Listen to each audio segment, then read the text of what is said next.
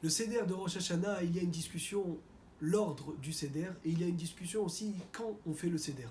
On va commencer par Ezrat Hashem déjà aujourd'hui pour savoir quand est-ce qu'on fait le Seder. Il y en a qui font le Seder entre le Kiddush et le Motzi. Et il y en a qui font le Seder après le Motzi. Rav Ovadia Yosef, il conseille qu'il est mieux de faire le Seder après le Motzi. Comme ça, on ne rentre pas dans un doute, est-ce qu'on doit faire la bracha acharona, la bracha d'après, sur les aliments du Seder.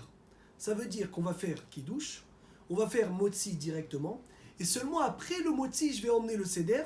Comme ça, je vais faire uniquement la bracha de Boré Peri Haaretz sur la date.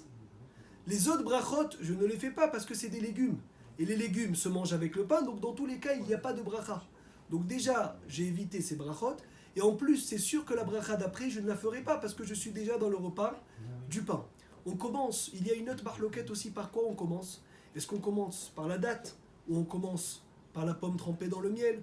Ou on commence par le kera, c'est la courge? La halacha, elle est le Ben Ish Chai dit. Donc le mieux, c'est de commencer par la date. Pourquoi par la date? Car la date est un fruit d'Israël. Et il y a une halacha toute l'année, que lorsque j'ai deux fruits devant moi, de la même beracha, je dois devancer le fruit de la terre d'Israël. Et même quand ce n'est pas la même beracha, même si ce n'est pas obligé, mais c'est mieux toujours de devancer la terre d'Israël pour montrer combien des fruits d'Israël sont importants. Donc la date, c'est en premier, je vais faire Boré Peri Haaretz, et sur la date, on prie de exterminer nos ennemis.